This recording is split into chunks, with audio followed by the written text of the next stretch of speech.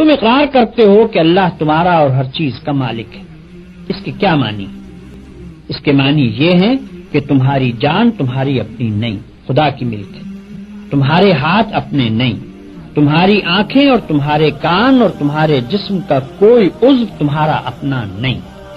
یہ زمینیں جن کو تم جوتتے ہو، یہ جانور جن سے تم خدمت لیتے ہو، یہ مال اسباب جن سے تم فائدہ اٹھاتے ہو، ان میں سے بھی کوئی چیز تمہاری نہیں۔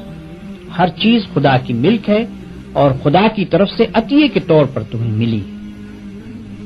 اس بات کا اقرار کرنے کے بعد تمہیں یہ کہنے کا کیا حق ہے کہ جان میری ہے، جسم میرا ہے، مال میرا ہے اور فلاں چیز میری ہے؟ دوسرے کو مالک کہنا اور پھر اس کی چیز کو اپنی قرار دینا بالکل ایک لغو بات ہے۔ اگر در حقیقت یہ بات سچے دل سے مانتے ہو کہ ان سب چیزوں کا مالک خدا ہی ہے تو اس سے دو باتیں خود بخود تم پر لازم ہو جاتی ہیں۔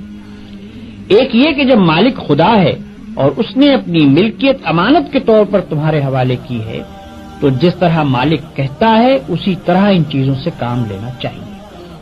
اس کی مرضی کے خلاف ان سے کام لیتے ہو تو دھوکہ بازی کرتے ہو۔ تم اپنے ان ہاتھوں اور پاؤں کو بھی اس کی پسند کے خلاف ہلانے کا حق نہیں رکھتے۔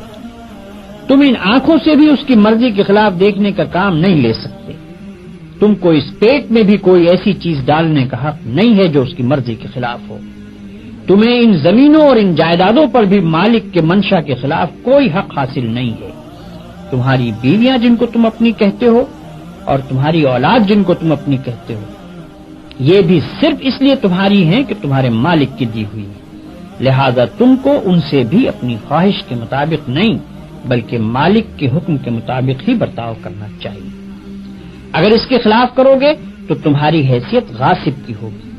جس طرح دوسرے کی زمین پر قبضہ کرنے والے کو تم کہتے ہو کہ وہ بے ایمان ہے، اسی طرح اگر خدا کی دی ہوئی چیزوں کو تم اپنا سمجھ کر اپنی مرضی کے مطابق استعمال کرو گے یا خدا کے سوا کسی اور کی مرضی کے مطابق ان سے کام لوگے تو وہی بے ایمانی کا الزام تم پر بھی آئے گا۔ اگر مالک کی مرضی کے مطابق کام کرنے میں کوئی نقصان ہوتا ہے تو ہوا کرے، جان جاتی ہے تو جائے، ہاتھ پاؤں ٹوٹتے ہیں تو ٹوٹیں، اولاد کا نقصان ہوتا ہے تو ہو، مال و جائیداد برباد ہو تو ہوا کرے، تمہیں کیوں غم ہو؟ جس کی چیز ہے وہی اگر نقصان پسند کرتا ہو تو اس کو حق ہے